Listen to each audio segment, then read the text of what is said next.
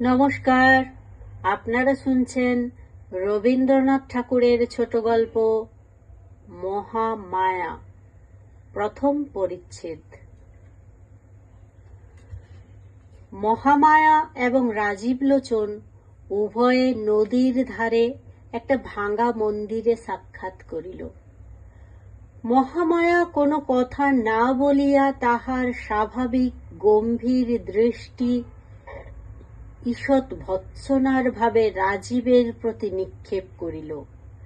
তাহার মর্ম এই, তুমি কি সাহসে আজ অসময়ে আমাকে এখানে আহ্বান করিয়া আনিয়াছ?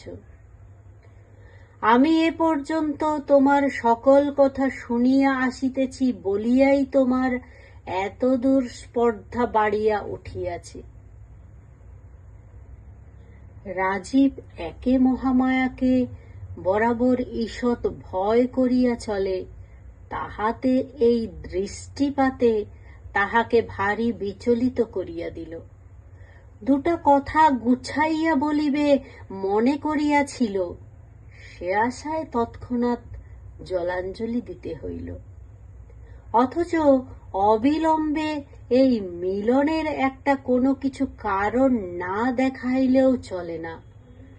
তাই দ্রুত বলিয়া ফেলিল, আমি প্রস্তাব করিতেছি, এখান হইতে পালাইয়া গিয়া আমরা দুজনে বিবাহ করি। রাজীবের যে কথাটা বলিবার উদ্দেশ্য ছিল সে কথাটা ঠিক বলা হইল বটে, কিন্তু যে ভূমিকাটি মনে মনে স্থির করিয়া আসিয়াছিল তাহার কিছুই হইল না। কথাটা নিতান্ত নীরস নিরলঙ্কার, এমনকি অদ্ভুত শুনিতে হইল। নিজে বলিয়া নিজে থতমত খাইয়া গেল। আরো দুটো পাঁচটা কথা জুড়িয়া ওটাকে যে বেশ একটু নরম করিয়া আনিবে তাহার সামর্থ্য রহিল না। ভাঙা মন্দিরে নদীর ধারে এই মধ্যাহ্নকালে মহামায়াকে ডাকিয়া আনিয়া নির্বোধ লোকটা শুদ্ধ কেবল বলিল, চলো আমরা বিবাহ করি গে। মহামায়া কুলীনের ঘরের কুমারী, বয়স 24 বৎসর। যেমন পরিপূর্ণ বয়স তেমনি পরিপূর্ণ সৌন্দর্য, যেন শরৎকালে রৌদ্রের মতো কাঁচা সোনার প্রতিমা। সেই রৌদ্রের মতোই দীপ্ত এবং নীরব, এবং তাহার দৃষ্টি দিবালোকের ন্যায় উন্মুক্ত এবং নির্ভীক। তাহার বাপ নাই, বড় ভাই আছে, তাহার নাম ভবানীচরণ চট্টোপাধ্যায়। ভাই বোন প্রায় এক প্রকৃতির লোক, মুখে কথাটি নাই, কিন্তু এমনই একটা তেজ আছে যে দিবা প্রহরের মতো নিঃশব্দে দহন করে। লোকে ভবানীচরণকে অকারণে ভয় করিত। রাজীব লোকটি বিদেশী, এখানকার রেশম কুটির বড় সাহেব তাহাকে নিজের সঙ্গে লইয়া আসিয়াছে। রাজীবের বাপ এই সাহেবের কর্মচারী ছিল। তাহার মৃত্যু হইলে সাহেব তাহার অল্পবয়স্ক পুত্রের ভরণ পোষণের ভার নিজে লইয়া তাহাকে বাল্যাবস্থায় এই বামনহাটির কুটিতে লইয়া আসেন। বালকের সঙ্গে কেবল তাহার স্নেহশীলা পিসি ছিলেন। ইহারা ভবানীচরণের প্রতিবেশী রূপে বাস করিতেন। মহামায়া রাজীবের বাল্য সঙ্গিনী ছিল এবং রাজীবের পিসির সহিত মহামায়ার সুদৃঢ় স্নেহবন্ধন ছিল।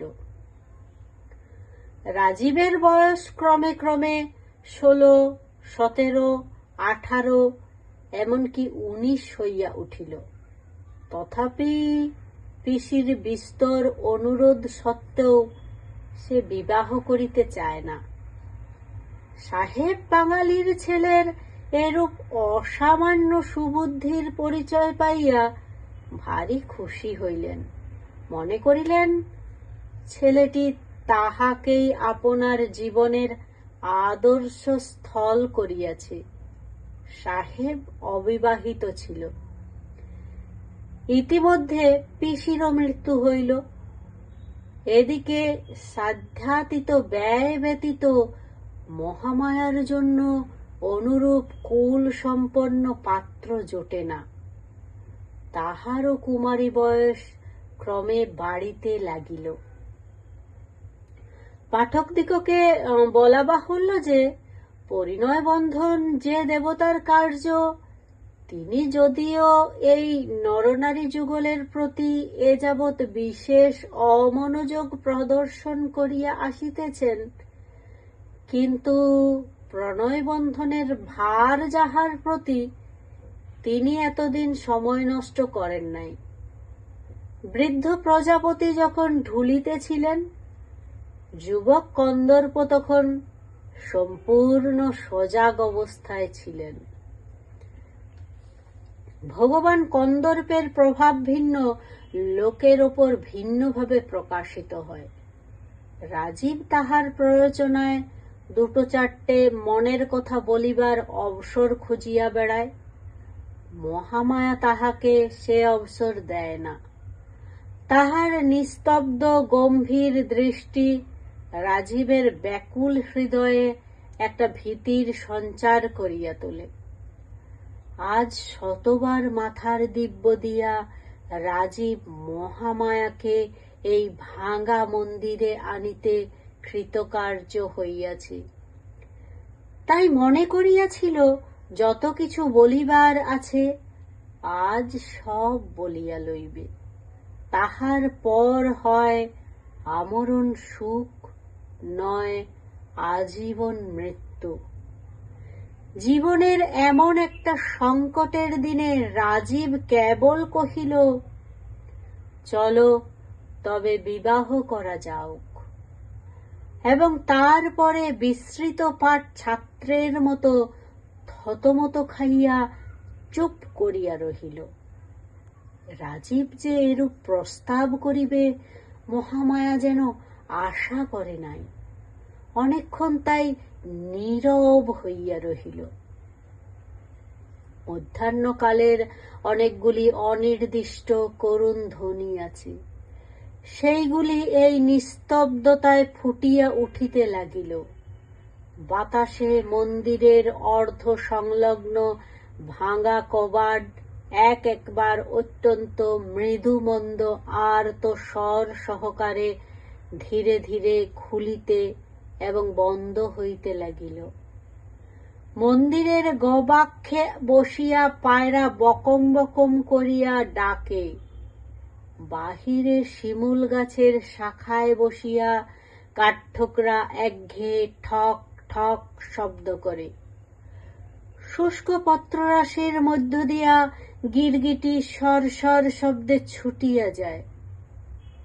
হঠাৎ একটা উষ্ণ বাতাস মাঠের দিক হইতে আসিয়া সমস্ত গাছের পাতার মধ্যে ঝরঝর করিয়া ওঠে, এবং হঠাৎ নদীর জল জাগিয়া উঠিয়া ভাঙা ঘাটের সোপানের ওপর ছলাৎ ছলাৎ করিয়া আঘাত করিতে থাকে। এই সমস্ত আকস্মিক অলস শব্দের মধ্যে বহুদূর তরুতল হইতে একটা রাখালের বাঁশিতে মেঠো সুর বাজিতেছে।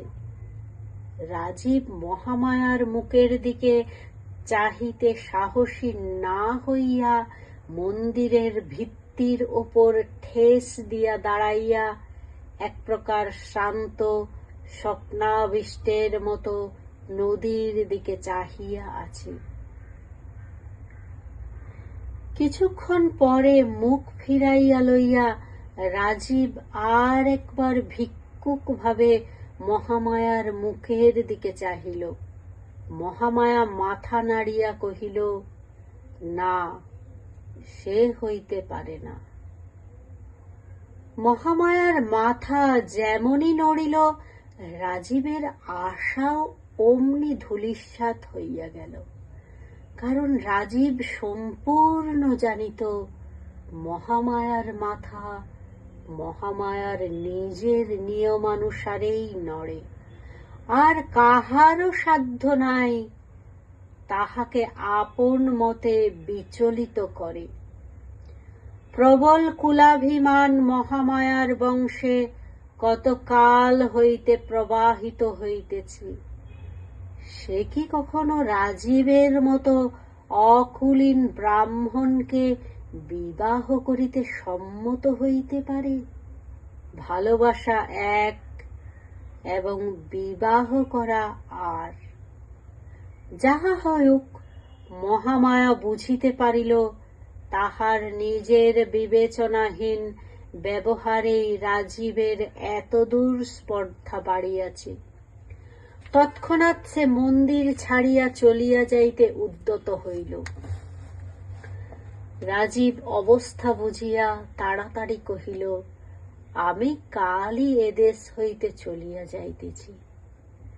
মহামায়া প্রথমে মনে করিয়াছিল যে ভাবটা দেখাইবে, সে খবরে আমার কি আবশ্যক, কিন্তু পারিল না। পা তুলিতে গিয়া পা নড়িল না। শান্তভাবে জিজ্ঞাসা করিল, কেন? রাজীব কহিল, আমার সাহেব এখান হইতে সোনাপুরের কুঠিতে বদলি হইতেছেন, আমাকে সঙ্গে লইয়া যাইতেছেন। মহামায়া আবার অনেকক্ষণ চুপ করিয়া রহিল।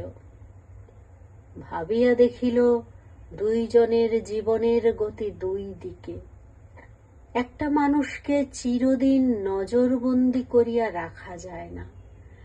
তাই চাপা ঠোঁট ঈষৎ খুলিয়া কহিল, আচ্ছা। সেটা কতকটা গভীর দীর্ঘ নিঃশ্বাসের মতো শুনাইল। কেবল এই কথাটুকু বলিয়া মহামায়া পুনশ্চ গমনোদ্যত হইতেছে, এমন সময় রাজীব চমকিয়া উঠিয়া কহিল, চাটুর্যে মশায়। মহামায়া দেখিল ভবানীচরণ মন্দিরের অভিমুখে আসিতেছে। বুঝিল তাহাদের সন্ধান পাইয়াছে। রাজীব মহামায়ার বিপদের সম্ভাবনা দেখিয়া মন্দিরের ভগ্ন ভিত্তি দিয়া লাফাইয়া বাহির হইবার চেষ্টা করিল। মহামায়া সবলে তাহার হাত ধরিয়া আটক করিয়া রাখিল। ভবানীচরণ মন্দিরের মধ্যে প্রবেশ করিল। কেবল একবার নীরবে নিস্তব্ধভাবে উভয়ের প্রতি দৃষ্টিপাত করিলেন।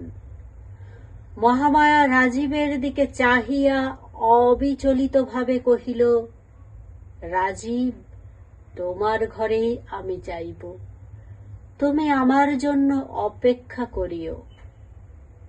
ভবানীচরণ নিঃশব্দে মন্দির হইতে বাহির হইলেন। মহামায়াও নিঃশব্দে তাহাকে অনুগমন করিল। আর রাজীব হতবুদ্ধি হইয়া দাঁড়াইয়া রহিল, যেন তাহার ফাঁসির হুকুম হইয়াছে। দ্বিতীয় পরিচ্ছেদ। সেই রাত্রেই ভবানীচরণ একখানা লাল চেলি আনিয়া মহামায়াকে বলিলেন, এইটে পরিয়ে আইসো। মহামায়া পরিয়া আসিল। তাহার পর বলিলেন, আমার সঙ্গে চলো। ভবানীচরণের আদেশ, এমনকি সংকেত কেহ কখনো অমান্য করে নাই, মহামায়াও না। সেই রাত্রে উভয়ে নদী তীরে শ্মশান অভিমুখে চলিলেন। শ্মশান বাড়ি হইতে অধিক দূর নহে। সেখানে গঙ্গাযাত্রীর ঘরে একটি বৃদ্ধ ব্রাহ্মণ মৃত্যুর জন্য প্রতীক্ষা করিতেছিল। তাহারে শয্যা পার্শ্বে উভয়ে গিয়া দাঁড়াইলেন। ঘরের এক কোণে পুরোহিত ব্রাহ্মণ উপস্থিত ছিল। ভবানীচরণ তাহাকে ইঙ্গিত করিলেন। সে অবিলম্বে শুভানুষ্ঠানের আয়োজন করিয়া লইয়া প্রস্তুত হইয়া দাঁড়াইল। মহামায়া বুঝিল এই মুমূর্ষুর সহিত তাহার বিবাহ। সে আপত্তির লেশ মাত্র প্রকাশ করিল না। দুইটি অদূরবর্তী চিতার আলোকে অন্ধকার প্রায় গৃহে মৃত্যু যন্ত্রণার আর্তধ্বনির সহিত অস্পষ্ট মন্ত্রোচ্চারণ মিশ্রিত করিয়া মহামায়ার বিবাহ হইয়া গেল। যেদিন বিবাহ তাহার পরদিনই মহামায়া বিধবা হইল। এই দুর্ঘটনায় বিধবা অতিমাত্র শোক অনুভব করিল না এবং রাজীব ও মহামায়ার আকস্মাৎ বিবাহ সংবাদে যেরূপ বজ্রাহত হইয়াছিল, বৈধব্য সংবাদে সেরূপ হইল না। এমনকি কিঞ্চিত প্রফুল্ল বোধ করিতে লাগিল, কিন্তু সে ভাব অধিকক্ষণ স্থায়ী হইল না। দ্বিতীয় আর একটি বজ্রাঘাতে রাজীবকে একেবারে ভূপাতিত করিয়া ফেলিল। সে সংবাদ পাইল শ্মশানে আজ ভারী ধুম, মহামায়া সহমৃতা হইতেছে। প্রথমেই সে ভাবিল সাহেবকে সংবাদ দিয়া তাহার সাহায্যে এই নিদারুণ ব্যাপার বলপূর্বক রহিত করিবে। তাহার পরে মনে পড়িল সাহেব আজই বদলি হইয়া সোনাপুরে রওনা হইয়াছে। রাজীবকেও সঙ্গে লইতে চাহিয়াছিল, কিন্তু রাজীব 1 মাসের ছুটি লইয়া থাকিয়া গেছে। মহামায়া তাহাকে বলিয়াছে, তুমি আমার জন্য অপেক্ষা করিও। সে কথা সে কিছুতেই লঙ্ঘন করিতে পারে না। আপাতত 1 মাসের ছুটি লইয়াছে, আবশ্যক হইলে 2 মাস, ক্রমে 3 মাস, এবং অবশেষে সাহেবের কর্ম ছাড়িয়া দিয়া দ্বারে দ্বারে ভিক্ষা করিয়া খাইবে, তবু চিরজীবন অপেক্ষা করিতে ছাড়িবে না।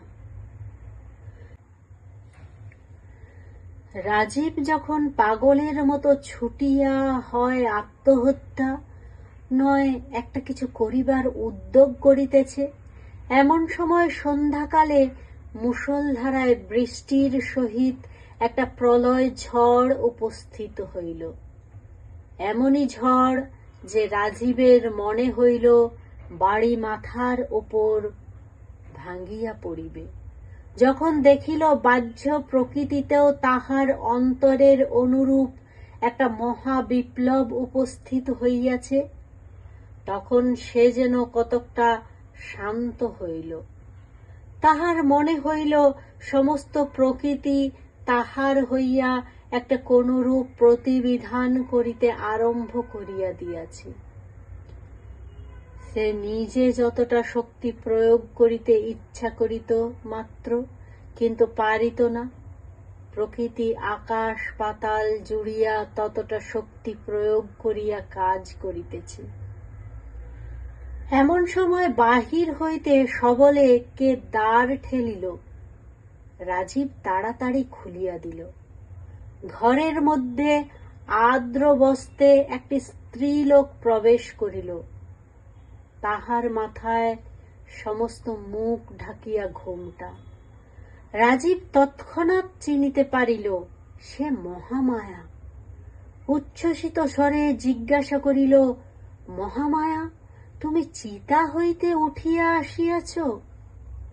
মহামায়া কহিল, হ্যাঁ, আমি তোমার কাছে অঙ্গীকার করিয়াছিলাম তোমার ঘরে আসিব। সেই অঙ্গীকার পালন করিতে আসিয়াছি। কিন্তু রাজীব, আমি ঠিক সে আমি নাই। আমার সমস্ত পরিবর্তন হইয়া গিয়াছে। কেবল আমি মনে মনে সেই মহামায়া আছি।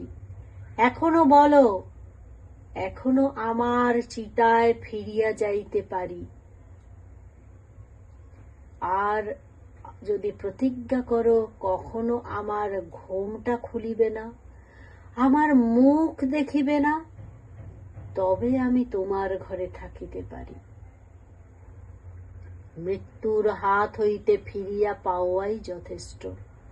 তখন আর সমস্ত তুচ্ছ জ্ঞান হয়।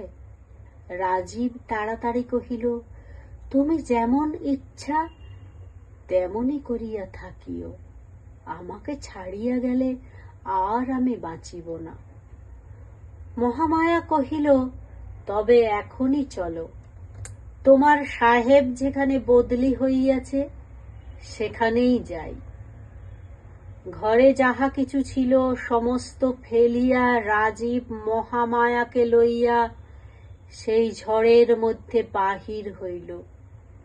এমনই ঝড় যে দাঁড়ানো কঠিন। ঝড়ের বেগে কঙ্কর উড়িয়া আসিয়া ছিটা গুলির মতো গায়ে বিঁধিতে লাগিল। মাথার উপরে গাছ ভাঙ্গিয়া পড়িবার ভয়ে পথ ছাড়িয়া উভয়ে খোলা মাঠ দিয়া চলিতে লাগিল।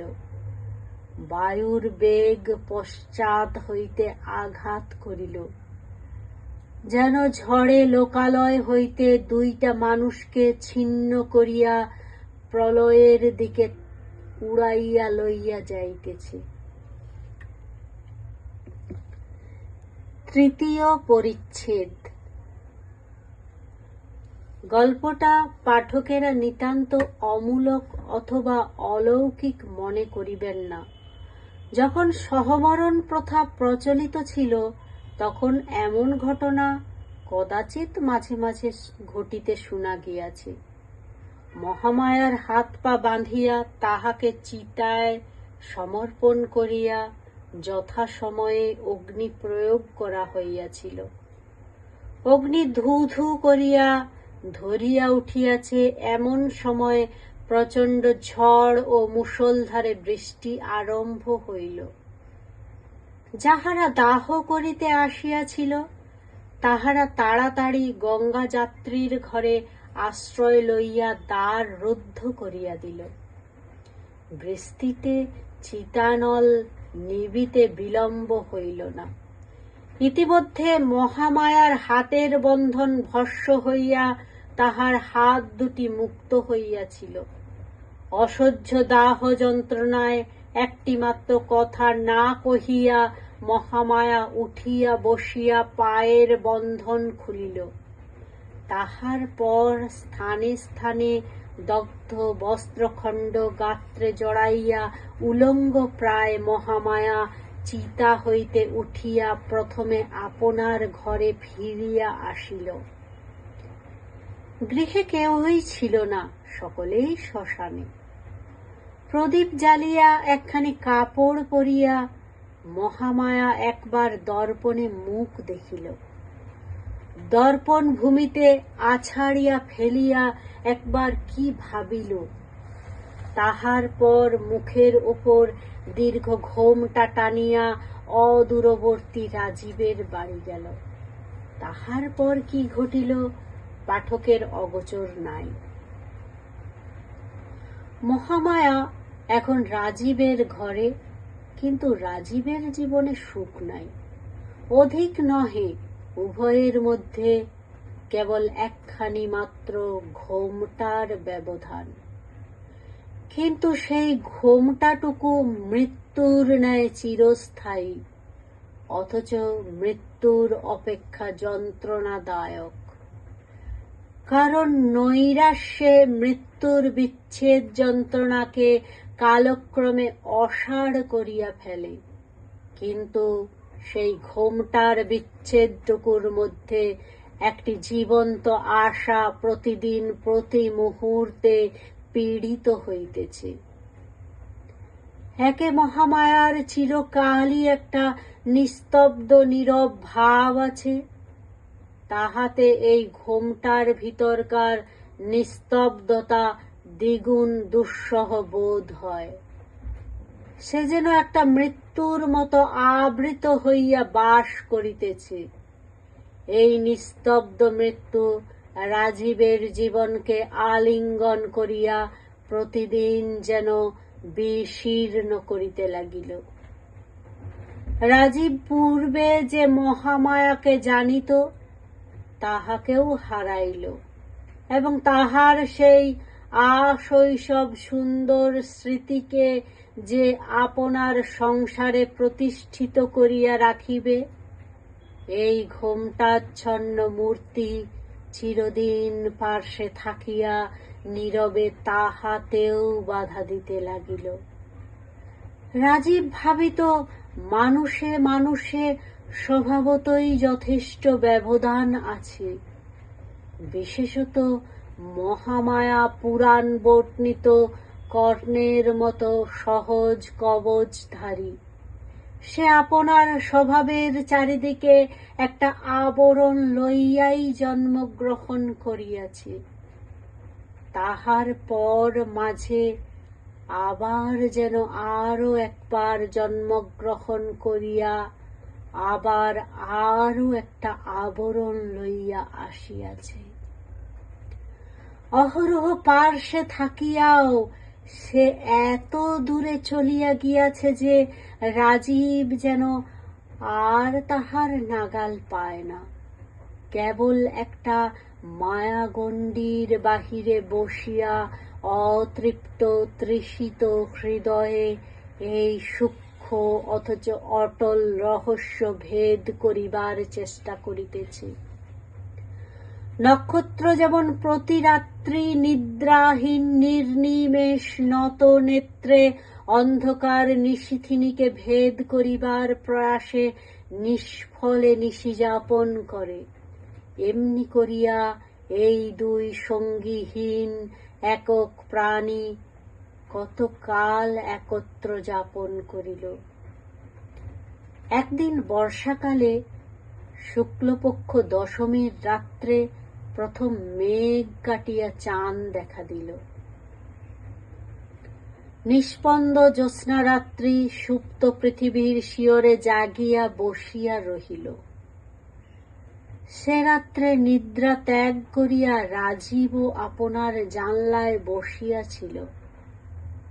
গ্রীষ্মক্লিষ্ট বন হইতে একটা গন্ধ এবং ঝিল্লির শান্ত রব তাহার ঘরে আসিয়া প্রবেশ করিতেছিল। রাজীব দেখিতেছিল অন্ধকার তরু শ্রেণীর প্রান্তে শান্ত সরোবর একখানি মার্জিত রূপার পাতের মতো ঝকঝক করিতেছে। মানুষ এরকম সময় স্পষ্ট একটা কোনো কথা ভাবে কিনা বলা শক্ত। কেবল তাহার সমস্ত অন্তঃকরণ একটা কোনো দিকে প্রবাহিত হইতে থাকে। বনের মতো একটা গন্ধ ছাস দেয়, রাত্রির মতো একটা ঝিল্লির ধ্বনি করে। রাজীব কি ভাবিল জানি না, কিন্তু তাহার মনে হইল আজ যেন সমস্ত পূর্ব নিয়ম ভাঙ্গিয়া গিয়াছে।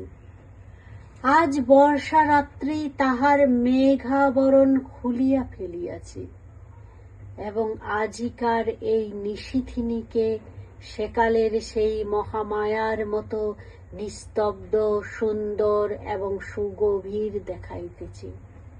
তাহার সমস্ত অস্তিত্ব সেই মহামায়ার দিকে একসাথে ধাবিত হইল। স্বপ্নচালিতের মতো উঠিয়া রাজীব মহামায়ার শয়ন মন্দিরে প্রবেশ করিল। মহামায়া তখন ঘুমাইতেছিল। রাজীব কাছে গিয়া দাঁড়াইল, মুখ নত করিয়া দেখিল মহামায়ার মুখের উপর জ্যোৎস্না আসিয়া পড়িয়াছে। কিন্তু হায়, সে পরিচিত মুখ কোথায়? চিতানল শিখা তাহার নিষ্ঠুর লেলিহান রসনায় মহামায়ার বাম গণ্ড হইতে কিয়দংশ সৌন্দর্য একেবারে লেহন করিয়া লইয়া আপনার ক্ষুধার চিহ্ন রাখিয়া গেছে। বোধ করি রাজীব চমকিয়া উঠিয়াছিল। বোধ করি একটা অব্যক্ত ধ্বনিও তাহার মুখ দিয়া বাহির হইয়া থাকিবে। মহামায়া চমকিয়া উঠিয়া দেখিল সম্মুখে রাজীব। তৎক্ষণাৎ ঘোমটা টানিয়া শয্যা ছাড়িয়া একেবারে উঠিয়া দাঁড়াইল। রাজীব বুঝিল এইবার বজ্র উদ্যত হইয়াছে, ভূমিতে পড়িল, পায়ে ধরিয়া কহিল, আমাকে ক্ষমা করো। মহামায়া একটি উত্তর মাত্র না করিয়া মুহূর্তের জন্য পশ্চাতে না ফিরিয়া ঘর হইতে বাহির হইয়া গেল। রাজীবের ঘরে আর সে প্রবেশ করিল না। কোথাও তাহার আর সন্ধান পাওয়া গেল না।